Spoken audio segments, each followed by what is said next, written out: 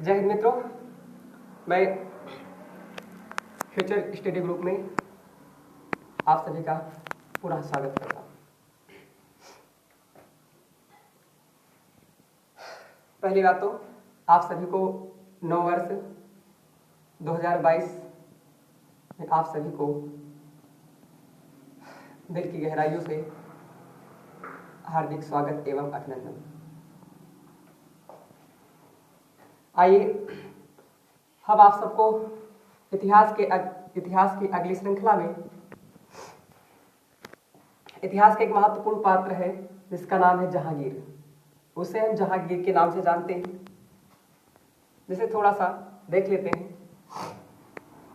जहांगीर के पिता का नाम क्या था? उसका नाम अकबर था। अकबर की मृत्यु अतिसार अर्थात पेचिश के कारण आप जानते हैं अक्टूबर 1605 में हो गए थे। और अक्टूबर 1605 के बाद उसका पुत्र जहांगीर बादशाह बनता है। जहांगीर के बादशाह बनने के लिए जब राज्यारोहण का समय आता है, उसी समय एक उसका ज्येष्ठ भ्राता रहता है, उसका नाम है खुसरो। और यह खुसरो राजा बनना चाहता है, अर्थात नवरत्न में अकबर के नाम है राजा मानसिंह और मिर्जा अजीज कोका। ये दो पात्र होते हैं, इसको बनाना चाहते हैं।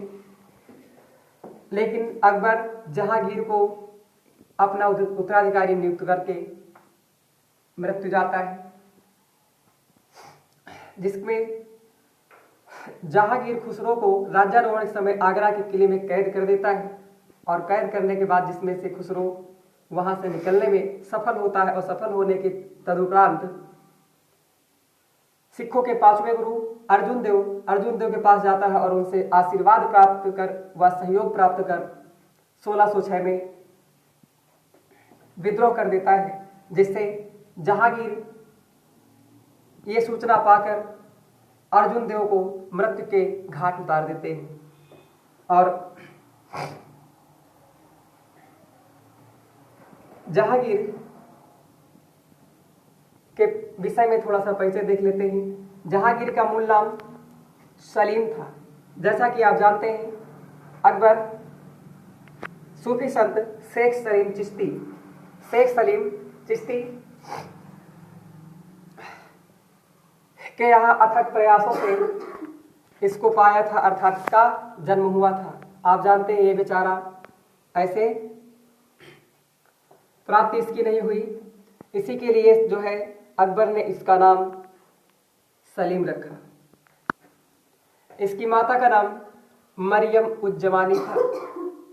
इसकी उपाधि अर्थात जब राज्यारोहण होता है इसका, तो उस समय ये नूरुद्दीन मोहम्मद जहांगीर बादशाह गाजी की उपाधि धारण कर अक्टूबर 1605 में अकबर की मृत्यु उपरांत बनता है। आइए इसके थोड़ा सा प्रारंभिक जीवन के विषय में जानकारी भी हो गई है और अब प्रारंभिक कार्य में जानकारी लेते हैं।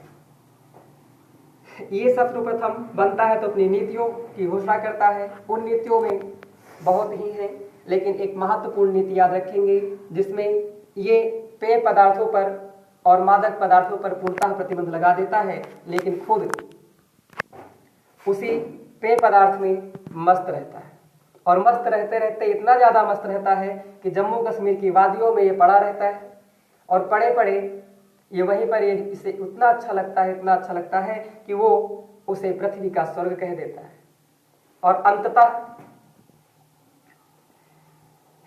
इसी मदहोशी के चलते 1627 ईस्वी में इसकी मृत्यु भी हो जाती है। वह है नवंबर 1627। आइए इसके जीवन के कुछ अन्य महत्वपूर्ण पहलू देखते हैं।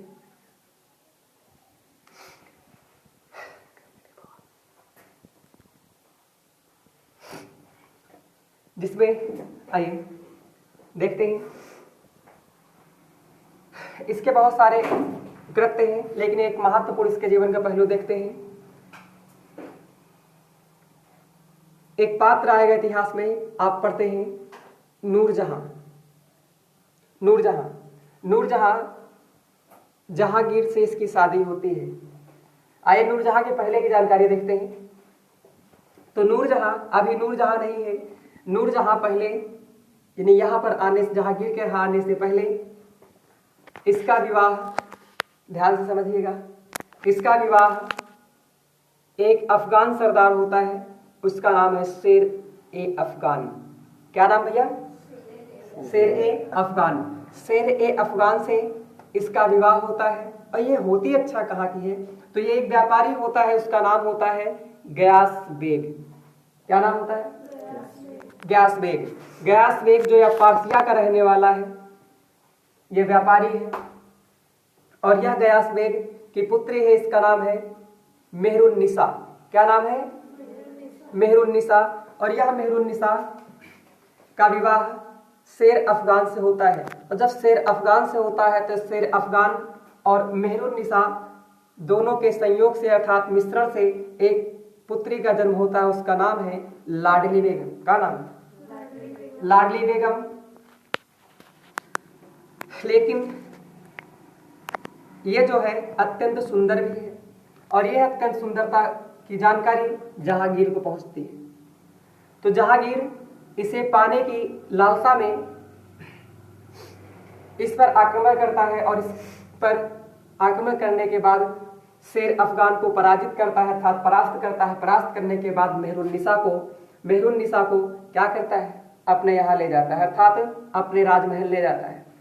और जब मेहरुन्निसा को अपने राजमहल ले जाता है तो उसके साथ उसकी पुत्री भी है लाडली बेगम, ये दोनों उसके साथ जाते हैं। तो जहांगीर मेहरुन्निसा को एक उपाधि देता है। जब पहली बार अपने महल ले जाता है तो इनको एक उपाधि देता है, उसका नाम याद रखेंगे नूर महल। का नाम? नूर महल। नूर महल को अभिप्राय आप जानते हैं, ठीक? अर्थात नूर महल, नूर महल का मतलब, नूर का मतलब क्या? अर्थात कहने का है कि महल किससे भर गया? नूर से भर गया है इसके आने पर, तो इसको क्या कहा? नूर महल कहा। और ये नूर महल को ही बाद में इसकी प्रशंसा में इतनी प्रशंसा कर देता है, इतनी प्रशंसा करता है कि ये भैया इसको नूर जहां कह देता है। और जहां का मतलब आप जानते हैं, जगत होता है, अर्थात तुम क्या हो? जगत की नूर। इसे इसके सम्मान में दो उपाधियां देता है, तो आप याद रखें कौन कौन? एक नूर महल, दूसरा नूर जहां। ठीक है,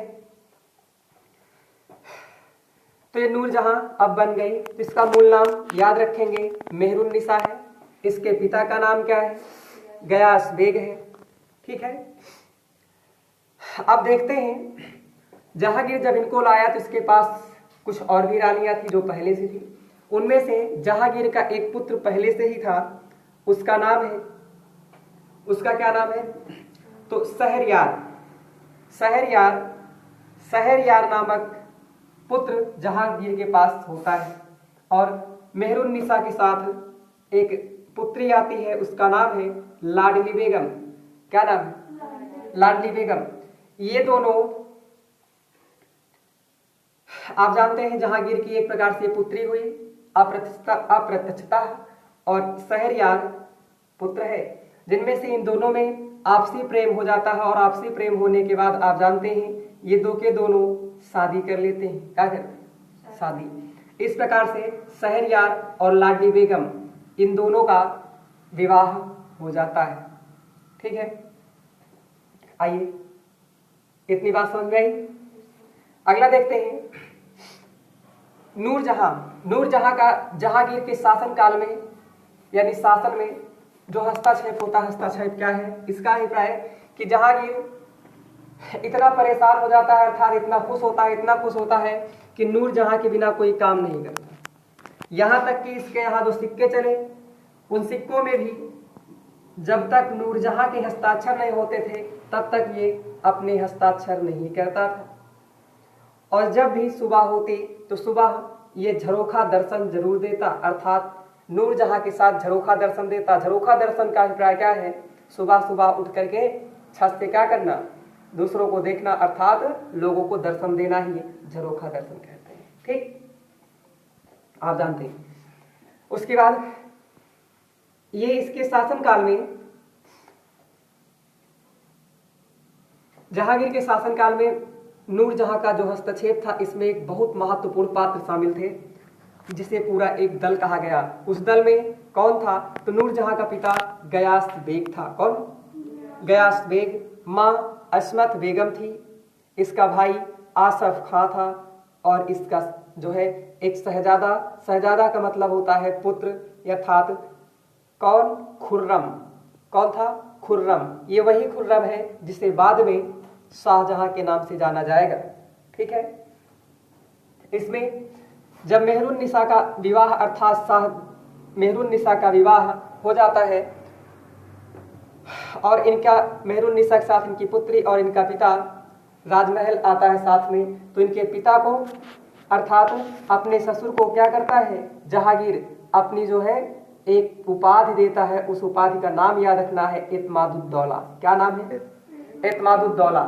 जो एतमादुद्दौला उपाधि किसे दी गई थी? तो एतमादुद्दौला उपाधि मेहरुन्निसा अर्थात नूरजहां के पिताजी, उसका नाम था गयास बेग, गयास बेग को दी गई थी। इतनी बात समझ गई? इसे आप याद रखेंगे। तो नूरजहां कौन थी आप जान गए होंगे। इनके बचपन का नाम क्या है, इनके पिता क्या है, तो आपको याद रखना है। इसमें इनके गुट में शामिल कौन था? तो आसफ खां था, गयास बेग था, अस्मत बेगम थी, खुर्रम था, जिनमें से आप इन सभी पात्रों का नाम आगे सुनने को मिलेगा। इस हिसाब से आप याद रखेंगे। ठीक है। आगे अगली चर्चा अगले क्लास में। धन्यवाद।